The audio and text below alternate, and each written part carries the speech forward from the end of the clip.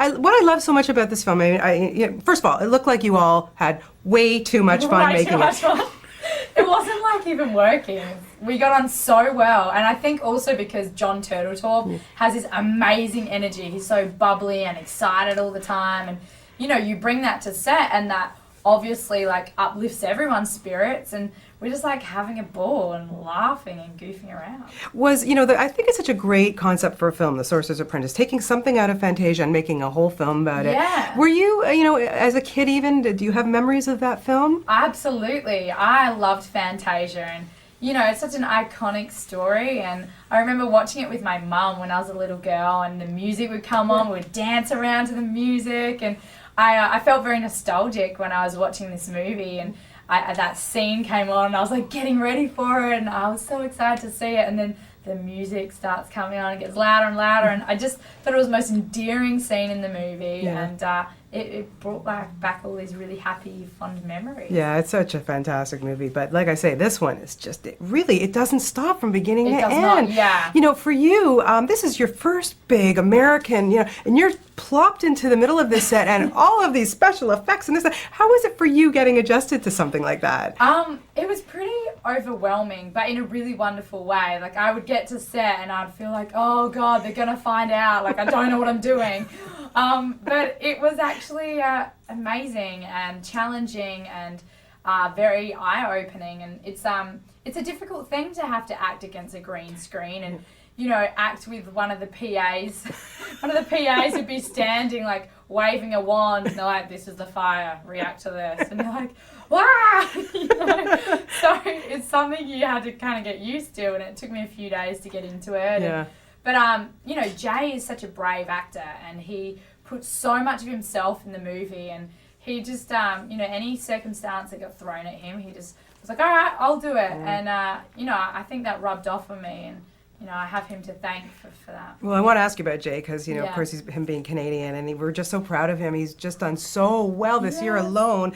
But, I'm wondering what your audition was like, because he's the kind of guy where when you're across, you cannot keep a straight face. How do you not stop laughing? He's so funny. Well, that was the good thing, was that we were laughing the entire audition. And I actually knew Jay beforehand. We were supposed to do another film together a couple of years back.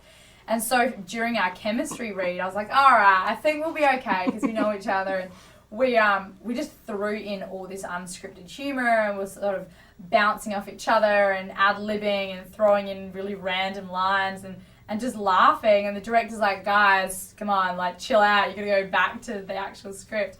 But that was good because it was more of a chemistry thing. And then I found out a week later that we had good enough chemistry, and I got the movie, and Yeah, no, it worked really well with the two of you, and is it hard? Was it hard for him to kind of be Disney, not to have those bad words when he did his improv, Disney friendly when He's Jay is so professional and so focused. Like, I never heard him slip up.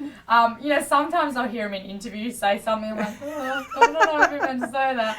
But in the film, he was great. He knew it was a Disney movie, so there were obviously certain limitations, and but I feel like all the girls are just going to fall in love with him in this movie. I agree. He really is. You really want to just give him a hug. Yeah. Yes. And then brave. Yes, exactly. And then of course Nick Cage. I mean, I thought this role fit him so well. So Did you not love the look? I loved it. Yeah. I loved it. And I think he loved it. I think this is his dream to play a sorcerer, and he was actually saying that the other day. He's so into mythology and the world of magic, and he was like, I want to play a sorcerer. I was like, oh, well, this would be perfect. And he had so much fun with it, and you can tell in the movie. Yeah. And I think he sort of goes back to his days, in Raising Arizona, and he's just finding this quirky character, and he really does well in this movie. It really works for him. Okay, and so now that you're part of the Jerry Bruckheimer family, one of my favorite TV shows is The Amazing Race. I just love that show. Oh, it's so cool. It is the best. So I wanted to know if when Jerry Bruckheimer decides to do his celebrity Amazing Race, who would you want as your partner and why? Who would I want? Oh, it's going to be lame-o, but I'm going to say Jay, just because I know him so well, and he's really competitive with himself as well. And so if someone gives him a task, he will have to do it. He will follow through. So I feel like that'd be someone really good to work with. Could you bungee jump? Yeah. Okay. Oh, yeah. Yeah. Because he can't, so that would be perfect team then. No, I'd be great at that. No, I am like a true blue Aussie chick and really into stunts and all that sort of stuff. But yeah, I'd go with Jay, and also it'd be fun along the way too. I agree. You need the humor, that's yeah, for sure. exactly. Well, congratulations. You've done such a wonderful job, and I look forward to all the other projects you have coming out. You're thank really you so fantastic much. in this. Cheers, nice to talk thank to you you. so much. Thank you. Have a great day. Yeah, you too.